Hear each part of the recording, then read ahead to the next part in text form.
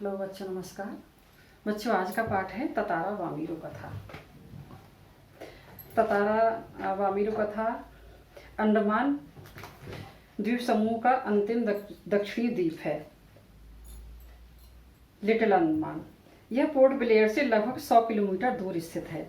इसके बाद निकोबार द्वीप समूह की श्रृंखला आरंभ होती है। श्रृंखला कहते हैं चेन, शुरू हो जाती है, जो निकोबारी जनजाति की आदिम संस्कृति के केंद्र हैं। निकोबार द्वीप समूह का पहला प्रमुख द्वीप है कार निकोबार, जो लिटिल अंडमान से 96 किलोमीटर दूर है। निकोबारियों का विश्वास है कि प्राचीन काल में ये दोनों द्वीप एक ही थे। इनके विभक्त होने की एक लोक कथा है जो आज भी दोहराई जाती है। ये कैसे विभक्त हुए, कैसे विभाजित हुए, एक लोक कथा आज भी वहाँ पर सुनाई जाती है। सदियों पूर्व, यानी सालों पूर्व, सेंचुरी पूर्व, जब लिटिल अंडमान और कार निकोबार आपस में जुड़े थे, तब वहाँ पर एक सुंदर सा गांव था। उस गांव में एक शक्तिशाली, बेहद शांत, भोला भाला एक सुंदर सा युवक रहता था, जिसका नाम था ततारा। ततारा बहुत ही मददगार व्यक्ति था। जिसको भी मदद की ज़रूरत होती थी वो वहाँ भागा भागा जाता और वहाँ के लोगों की मदद करता था। ततारा की वेशभूषा एकदम साधारण थी। वह जो है अपनी पारंपरिक वेशभूषा पहनता था और एक लकड़ी की तलवार को हमेशा अपनी पोशाक में लगा करके रखता था। हालांकि उस तलवार का प्रयोग करते हुए कभी किसी ने उसको नहीं देखा था, लेकिन फिर भी लोगों का ये मानना था कि ततारा जो अपने साहसिक कारनामे करता है वो सब इसी लकड़ी की तलवार की बदौलत करता है। इसमें जरूर कोई दैवीय शक्ति है, ऐसा लोग मानते थे। एक बार अथक परिश्रम करने के बाद वो बहुत थक गया था, तो वो जो है शाम के समय समुद्र के किनारे टहलने के लिए निकल गया। वहाँ वो जो है समुद्र की जो बालू थी, जो रेत थी, उस पर बैठ गया और वहाँ के सुंदरता को निहारने लगा। तभी उसके कानों में एक सुंदर गीत की आवाज़ सुनाई दी।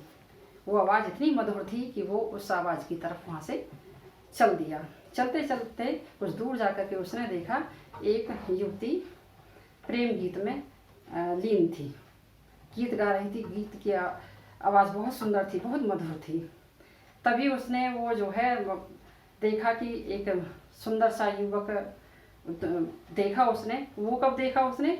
जब वो जो है ध्यान मग्नी थी गाना गाने में, और एक पानी की लहर आई और उसे भिगो गई।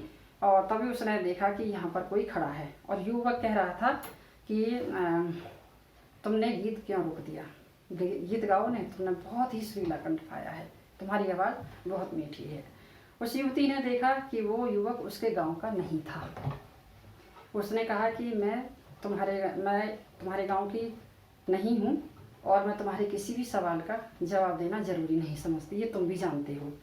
क्योंकि वहाँ पर एक परंपरा थी कि एक ही गांव के लड़के लड़कियों का संबंध स्थापित हो सकता था, किसी दूसरे गांव के लड़के लड़की आपस में वैवाहिक संबंध स्थापित नहीं कर सकते थे। इसलिए वो उसके किसी भी सवाल का जवाब नहीं देना चाहती थी। लेकिन ततारा उस एकदम सम्मोहित जैसा हो गया था। वो बार बार यही याचना कर रहा था कि गाओ ना, इतना सुरीला कंठ पाया है तुमने, इतना मधुर गाना क्यों छोड़ दिया? उसके बाद में वो लड़की जो थी, वो जो युवती जो थी, वहाँ से झल्ला करके उठी और वहाँ से चल दी। उसने कहा, ततारा ने कहा कि तुम अपना नाम तो बताती जाओ। तो उसने अपना नाम बताया, वामीरो। उसने कहा कि तुम कल भी इसी चट्टान पर मुझसे मिलने आओगी ना? मिलने जरूर आना। लड़की ने कुछ नहीं कहा और वो दौड़ती हुई अपने घर चली गई। ततारा भी अपने घर आ गया। लेकिन अगले दिन शाम के समय का इंतजार करने लगा ततारा। वामीरो भी सोचने लगी जाऊं या ना जाऊं। उसे भी कुछ मन में कुछ उसके लिए फीलिंग आ गई थी। तो उसने जो है वामीरो ने सोचा मैं चली जाती हूँ। ततारा बहुत समय से पहले ही वहाँ पहुँच गया था और उसका इंतजार कर रहा था।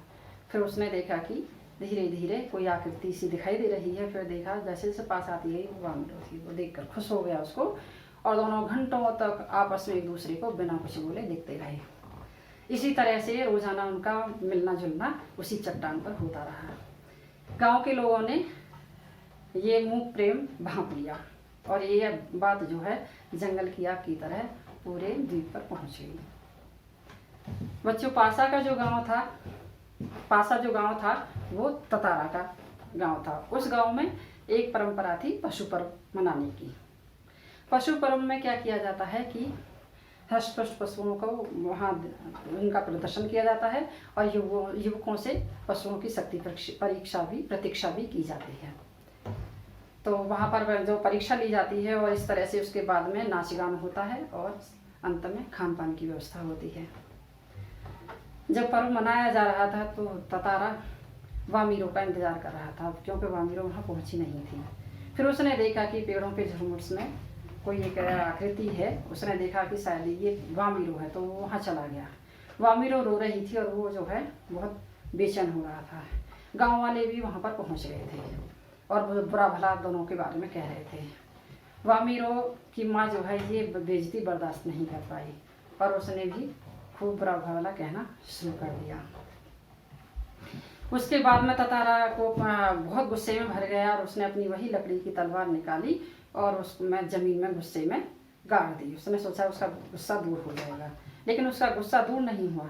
वो उस तलवार को गाड़ने के बाद में दूर तक खींचता चला गया और इस तरह से जो है जमीन फटती चली गई और दो द्वीपों में बंटने लगी। अंत में देखा कि जो है ततारा जो है उस समुद्र में लटक गया अंतिम छोर पर जाकर के। और वामीरो एक तरफ से चिल्ला रही थी, उसको ततारा का नाम लेकर के, उधर से वामीरो का नाम लेकर के ततारा चिल्ला रहा था। तो कहते हैं कि वो जो है एकदम अचेत हो गया ततारा और उसकी मृत्यु हो गई। वो बहने के बाद में, मरने के बाद में कहाँ चला गया किसी को कुछ पता नहीं चला। उधर वामीरो पागल सी हो गई, रोजाना आती और उसी किनारे पर आकर ततारा का इंतजार करती। उसके बाद में धीरे धीरे उसने घर से ही नाता तोड़ दिया। उसके बाद वो कहाँ चली गई उसका कुछ पता नहीं चला। तो लोगों ने देखा इन दोनों की जो त्याग में जो मृत्यु थी, उसके लिए उन्होंने अपनी परंपरा को बदल दिया। जो परंपरा थी कि एक गांव के लड़के लड़कियों में संबंध स्थापित होगा, अलग अलग गांव के लड़के लड़की नहीं होने चाहिए, तो इस परंपरा को भी उन्होंने बदल दिया। उन्होंने उनकी त्यागमयी मृत्यु को देखकर। धन्यवाद।